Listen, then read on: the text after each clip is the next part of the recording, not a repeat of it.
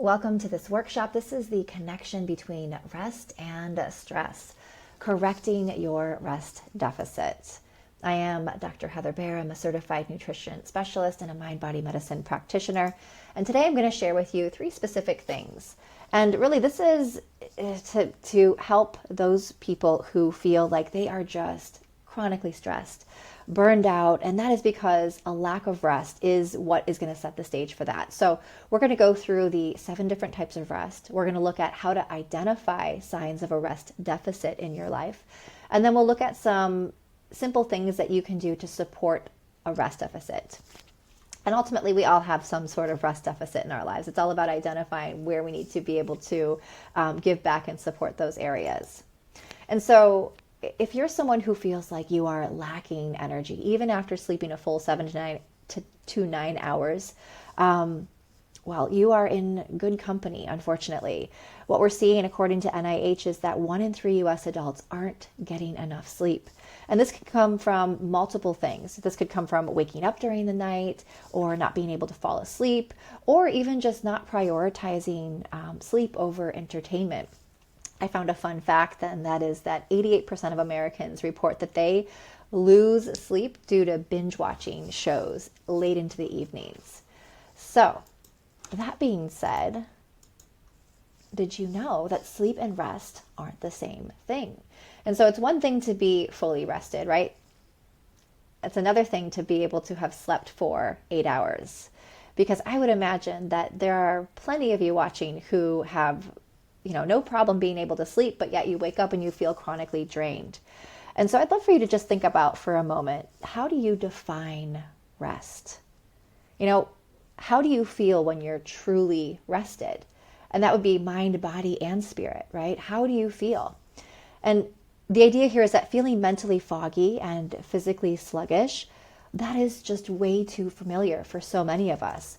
We live in these on-the-go lifestyles that make us feel productive, but we often push ourselves too far over, what we need to do, right? So our accomplishments sometimes come at the expense of our health, our happiness, even our mental well-being. We leave ourselves feeling burned out, chronically stressed, right? Feeling like we are just completely tapped out. And so this is what I want to share, and this is what we're going to talk about through this workshop, is that rest should equal restoration. Rest should equal restoration, and resting your body and mind helps reverse burnout. So if you're already feeling stressed, if you're already feeling burnt out, this is going to help you reverse it. It's also going to help support it so that you don't get back into that space. Ideally, we want to prevent it before it strikes. And so we live our lives, again, in this go mode. That is just part of our culture, even when we don't realize it. And so we're always on, we're always connected.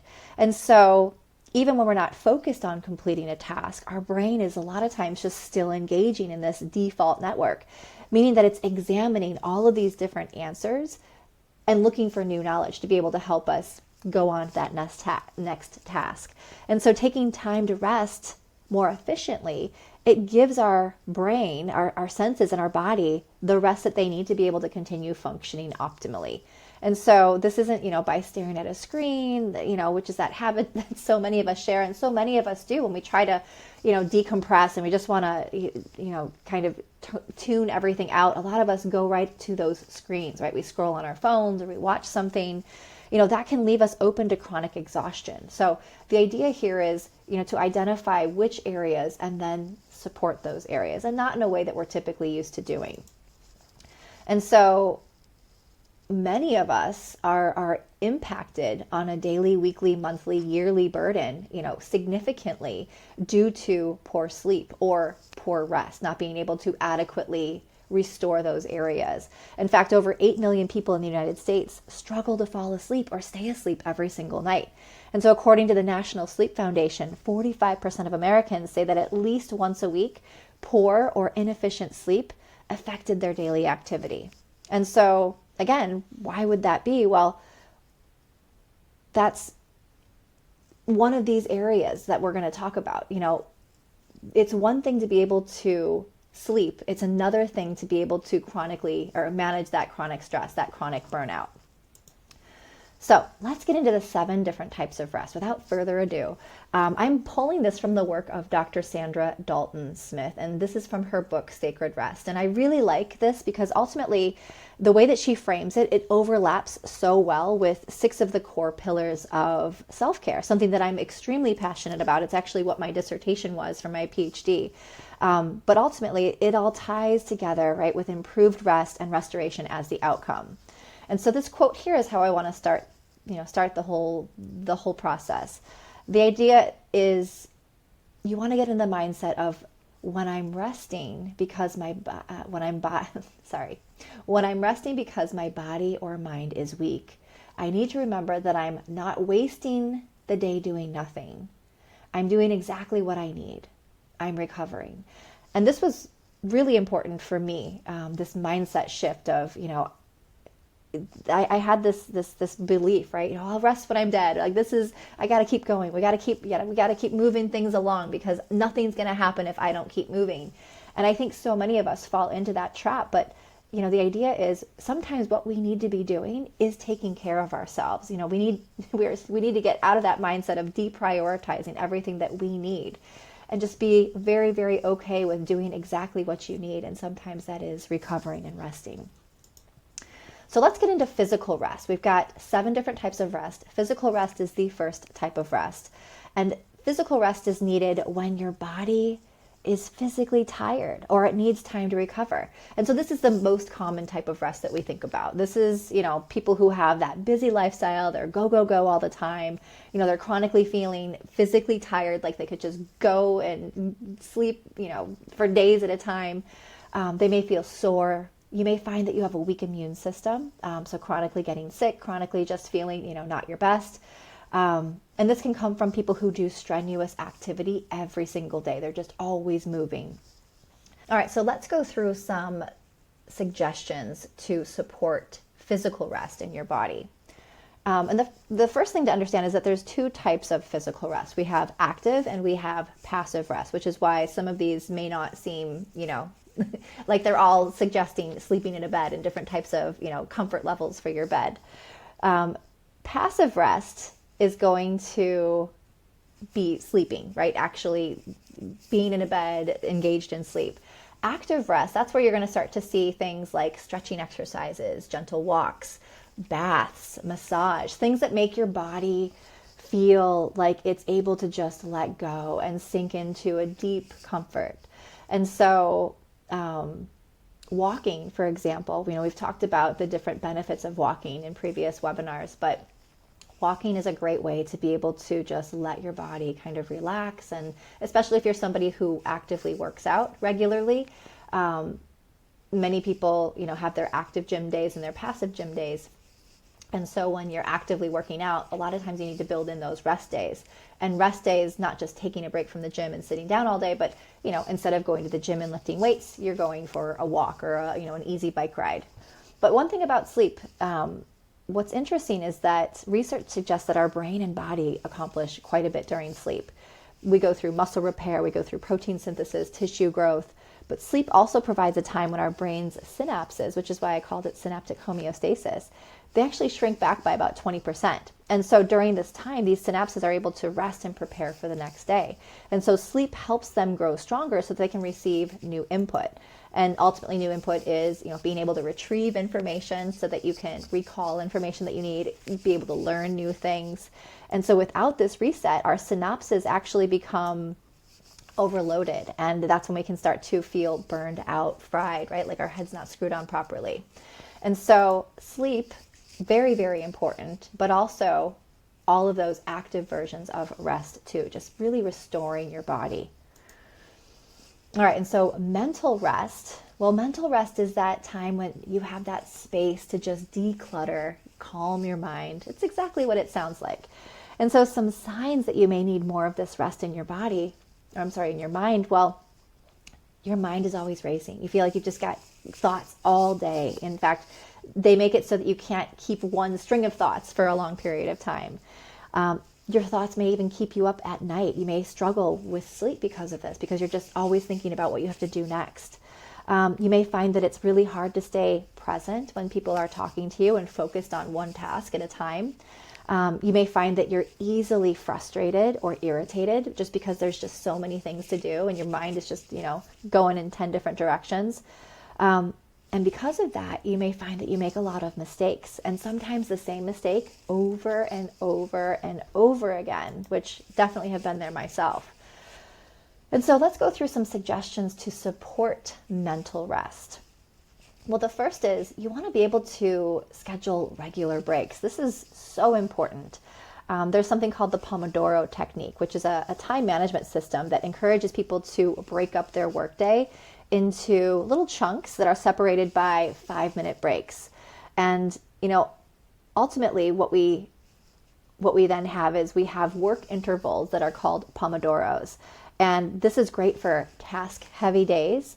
But of course, some people are like, well, no, I don't know if I can do that. I don't know if I can, have rest, active working and then, time off because I may not feel very productive. What you could do is you opt for something like a cleaning session or things that are high mental energy and low mental energy. So you basically take a look and you have a high mental energy task that you do for a period of time. And then you schedule a low mental energy task like, cleaning up your email or cleaning up your desk or something that's going to get your body moving, get your mind not thinking about that harder task. And this can be a great way to be able to kind of keep moving forward.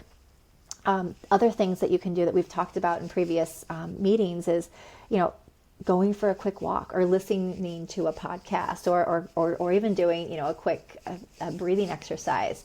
The idea here is you're going to feel when you need to take a break, because typically you start to feel like you're, like you're making mistakes, like you've been staring at the screen for 20 minutes and you haven't moved forward. Those are always going to be key indicators that it's time to take a break. It's time to walk away, time to start doing something else. And then you can always come back. People who struggle with not being able to fall asleep, one amazing technique is to just write down all of your thoughts, just kind of dump it in a journal, or even if it's, checklists, writing down all the checklists that you have to do before the end of the day or before the end of the day, the next day, can be really, really helpful. You can also have a safe place to switch off. I call these brain breaks. This is going to be, really, really helpful if you are online a lot, if you're doing a lot of activity, working on computers or creating things, or you're talking to people a lot. Being able to have a place where there's no technology, where you don't have to worry about answering any questions. Within a workplace, this can a lot of times be, a designated room where, it's just quiet. Maybe there's like beautiful music or meditation, or maybe this is you closing your eyes, right? And just like closing your eyes and breathing for a couple minutes. And we'll go into that with some other areas of rest. Meditation and mindfulness, obviously some really helpful things as well. And of course you have all of these, every module is going to have 3 new series of either breath exercises or meditations to check into. And of course, these are going to be great spaces for mental rest as well. All right, sensory rest. Well, this is taking a break from sensory stimulation. And of course, this overlaps with, a lot of these are going to overlap, but this overlaps with mental rest as well. But some signs that you may need more of this rest: strained or tired eyes. If you find that by the end of the day, you can't read as well as when you started, sensory rest, definitely a key possibility, at least lacking. Anxiety. So a lot of times the noises, the pings, the dings, and when you have that trigger response, when you hear something on your phone and you're immediately picking it up and looking at it, that's a form of anxiety. It can also cause restlessness. So people who are really, really deficient in this area can start to have restlessness, obviously causing irritability and that feeling of just like needing to get away. Like, oh my gosh, I just have to put my hands over my head and not be so stimulated. All of these are going to be some really key indicators that this is an area of rest that you need in your life. And so how do we support sensory rest? Well, I just mentioned this with mental rest, but this is a really great one for sensory rest as well. Something so simple, when we have sensory overload, it can be really taxing on our physical and our mental health. And these are going to come from triggers from, our computers, from the screens, the bright lights, the background noise, right? All of these can start to make us feel really overwhelmed. And so simple changes like closing your eyes, even for a minute, before moving from one task to the next. And of course, this is a habit. This is something different in your day. It's going to take active attention and intention to be able to implement it. But one of the things that you can do if you have a very task-heavy day is to put intentional pauses. And this could be something like getting up and going, to the restroom to get some water, to go outside for a walk. Or if those are all too much and you don't have enough time for that, simply just closing your eyes and breathing in between a task. That's going to give you that support. That's going to give you that downtime to be able to have your brain reset a little bit. Important to step away from technology. This is really, really, really key. Just giving yourself some time to have a break. The 5 senses meditation, and I don't have one of these up specifically yet, but you don't even need anything guided for this. This is like just noticing what you can see, hear, smell, taste. Simple, right? You're just taking a minute to bring it all in. What can I see right now? Okay, what can I smell? You're just giving yourself a break and tuning into one sense at a time so that you can let go of any of that overload. And of course, silencing distracting notifications, Apple focus mode, or I'm sure Google has a version too, or the Android versions have something too. Focus mode, being able to not have yourself be bombarded with others, dings and notifications when you're trying to do something. And of course, unplugging from technology at night is really important too. Just being able to have that, downtime, whether it's starting at 8 o'clock or 9 o'clock, no more phone, no more TV, no more emails, just, something that's going to allow me to rest. All right, and then creative rest. This is allowing space to explore beauty and wonder. And this is a key area of rest. And so this is really important for people who, have jobs that require a lot of creative thinking. People who are, chronically experiencing writer's block, right? So people who there's a lot asked, there's a lot of new information that needs to be coming. This are people who, potentially struggle to see their needs or self-care as a priority, which probably most of us, right? People who are chronically putting themselves lower than everybody else. Self-care, what's that? I wish I had time for self-care. Also, people who don't see the value in their work. People who are chronically, devaluing the things that they do. This is all key signs that creative rest may be an area to explore. And so how do we support creative rest? Well, one of the best things that you can do is to spend time outdoors. These mindful walks that we've talked about, just being able to enjoy time in green space. And of course, green space, so much amazing research to show just how beneficial that is for your mental well-being. But also, and we talked about this, I shared this data in our walking event, but how much more creativity is boosted when you're outside. So we talked about walking outside. They were walking on a treadmill, which helped boost creativity, but walking outside boosted it that much more. So huge creative boost when you can get outside and take a mindful walk. Spending time sitting and observing. Now this could be staring at art, watching things that you think are beautiful, just sitting in nature and enjoying, soaking it all in. Ultimately what's interesting is creative rest. You get creative rest by not having to be creative yourself, by being able to sit back and just be the observer of all the beauty that's around you. That's going to be, something where you can be inspired by all the things you hear, the things you feel, the things you see. And so just sitting and observing. And of course, that could be, doing things that's going to stir your passion. So whether you like to observe art, whether you like to listen to music, whether you like to watch people dance, or even just engage in dance and, by yourself, this isn't anything I have to do creatively. This is just naturally flowing for me. These are all key areas that are going to be really supportive for creative rest. Emotional rest. This is where we allow space to check in with ourselves. And so some key signs that we need more of this in our lives. Well, we are guilty of people-pleasing behaviors. People who don't have, established boundaries, and they're just like, yes, yes, yes, anything you need. Okay, for sure, no problem. Yeah, I've got 10 million things on my plate. What's one more? No big deal. Or maybe you work in a role that requires a lot of emotional space. You have to deal with, angry customers or angry people or whatever the case is, or you just have to, talk with people who are going through hard times. So working in a role that requires a lot of emotional space to be able to deal with another key area.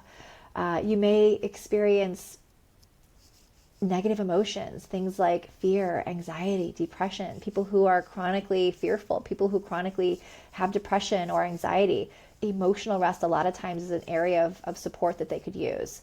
Also, people who are chronically focused on negative, people who are those, the chronic Debbie Downers that are just, they're always seeing the negative of everything. Again, a really interesting indicator that emotional rest could be an area that you need support in. And so how do we start to support emotional rest? Well, one thing that we can do is tap in with our authentic self. And this is, a really amazing area of growth. I'm not sure if you're familiar with Brené Brown, but she is an author, a researcher. She's well known for her research on shame, vulnerability, leadership, and authenticity. And so she says authenticity is a collection of choices that we have to make every day. It's about the choice to show up and be real, the choice to be honest, and the choice to let our true selves be seen. And this quote comes from one of my favorite books. It's called The Gifts of Imperfection by Brené Brown. So tapping into your authentic self, being able to be true to who you are, allowing the time to check in with yourself throughout the day. And this is important too. This means, being able to say, what is it that I'm feeling? We can so often get carried away into these negative spirals or these, sad spirals where everything just starts to become, the end of the world. And it's like, well, if you just pause and go, why, what is it that I'm feeling? What do I need to acknowledge? What is it that I need to, pay attention to before it starts to get louder and louder and louder? So checking in with yourself is really important. Taking your time to express your emotions honestly. This is so key too. I mean, so many of us, if you saw the let's see, this little post-it here, when people say, how you doing? You just go, I'm fine, but no, right? Sometimes it's important to be able to say, I'm not okay. We don't always have to be perfect. We don't always have to be fine. Sometimes we need to be honest with our emotions. And of course, there's a time and place for that. Being able to talk with somebody that can give us the support that we need. Even if that sometimes to express our emotions, I'm feeling really overwhelmed. I don't know if I'm going to be able to make that deadline. I don't know if I'm going to be able to take on that extra priority unless I have additional support, right? Being able to talk honestly about things. And of course, sometimes we need to vent. Sometimes we need to talk to a friend. Sometimes we need to take a step back and give ourselves some space. And so it's all about being able to, number one, tap in with yourself to understand what it is that you need, and then be able to express that openly and honestly. Social rest. Okay, so this is that time to reconnect us to the people that we love to spend time with. And of course, social connection, one of the huge pillars of well-being that is often so neglected. Social rest is being able to engage with those things that are going to support us. And of course, just give us some space between the ones that drain us. And so some signs that you may need more of this in your life. Well, if you have a sense of social overload, you're feeling drained, detached, lonely. And of course, it's interesting because you can have, a bunch of people in your life, right, that you have to come in contact with regularly and still feel very alone. You may also struggle to engage with face-to-face communication. You may crave alone time.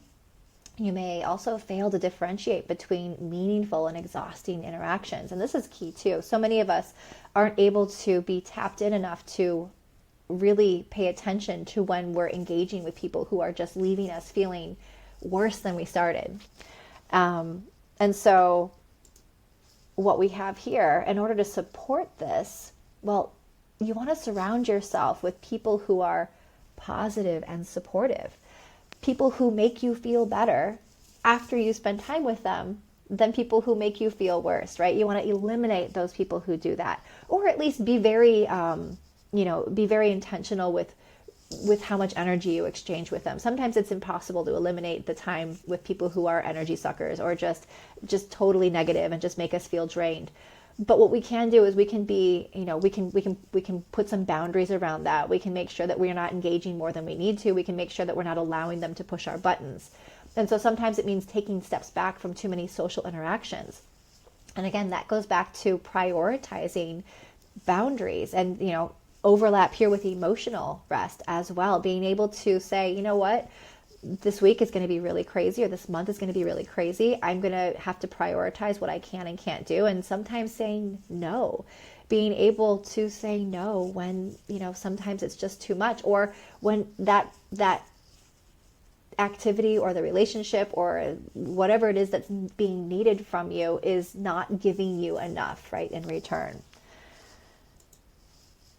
Okay, and then we have spiritual rest. And this one's another really big pillar that I like to do deep dives into. We'll talk more about this at a later time, but spiritual rest is all about reclaiming a sense of peace, longing, and belonging. And so when you experience emotions of helplessness, or you feel a sense of disconnect, either from your personal values or your beliefs, or you feel like, oh, I just need some sort of stability, or you don't see the purpose in things that you engage in, these are all key signs that you may need a little bit more spiritual rest in your life. And of course, so many of us are completely detached with spiritual growth, spiritual practices, feeling like you're connected to a bigger purpose. And so how do we start to support this area in our lives? Well, one of the first things that you can do is align your life to reflect on your values and your beliefs. And you can do this with a personal values assessment. And if you just, I'll drop this in the chat this week, but the personal values assessment, or a PAV, really interesting because it starts to help you see exactly what it is that you value. And you can, once you look at it, to see all of the things that you value kind of in order, you can then reflect back and see, okay, so how much of this am I actively doing in my life? And if you realize that there's quite a few things that I value that I'm not actively working towards, or I'm not actively engaging with, could be a key indicator that maybe we need to move some things and structure some things so that you feel that bigger connection to your spiritual self. Of course, you can also do meditation. So a lot of alignment here as well. Reflection, self-reflection, being able to say, what is it that I want in my life? What kind of growth am I trying to see? What am I working towards? These are all key areas that are going to help you, really live with intention and purpose. Meditation, of course, because that can really help you understand what it is that you need. And if you're doing the Stress Booster series, those 10-minute meditations really take you into some self-exploration. Of course, volunteering is another great way. You're doing something bigger than yourself. You're helping, and that's just going to just begin to spark all different types of emotions. It sets off oxytocin and those feel-good hormones and chemicals in our body. It feels good, right? It feels good to help others. But ultimately, this is all about connecting with something bigger than yourself, something outside of yourself. All right, so let's go through. We've just gone through all of the 7 different types of rest. Let's go through how to get started. Well, step 1 is going to be to take the rest quiz. You may have a pretty good understanding just by the categories that I went over, the descriptions, the key signs that you may be depleted in that area. You may have a pretty good idea of which area of rest you need in your life. If you want some more support, or if you're just curious, I suggest you take the rest quiz, and this is just restquiz.com. This is put out by from the book. It's free. It's a personal rest assessment, and you will receive your rest deficit analysis. They do it by email, so you add your email, and then it emails it back to you. And so once you see that, you'll see the areas that, based on the questions, that you are most likely deficient in. And so what you'll want to do is incorporate then some restorative rest in your life. And so, you want to think about a time when you feel energized and rested and whole, right? Whatever you're doing when you feel like that, The idea is to identify that and do more of it in your life. So you want to set a goal to be able to, work on this a little bit more, right? So if you realize that, you've got creative rest and you've got physical rest, we'll set a goal to bring more of this in your life. If you have an idea, right, and you don't start to outline this as this is how I'm going to do it. Here's my step 1, my step 2, my step 3. You're going to have this goal that doesn't ever go anywhere, right? You're going to have an idea that doesn't ever go anywhere. And then, of course, restore throughout the day. This doesn't have to be something that you make time for, once a month or once a week. On the weekends, I'm going to do more of this. No, you just saw lots of different ideas of ways to support various areas of rest in your life. All of those little restful activities are going to add up. And of course, everybody knows the analogy of the cup, right? The cup that's full of water and you spill a little bit more, spill a little bit more, spill a little bit more.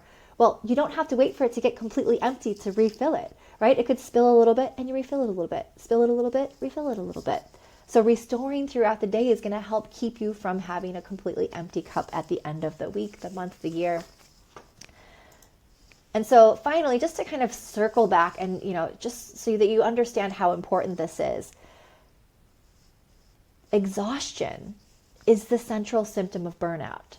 And so I'm pulling this from a Harvard review, but exhaustion comprises of profound physical, cognitive, and emotional fatigue.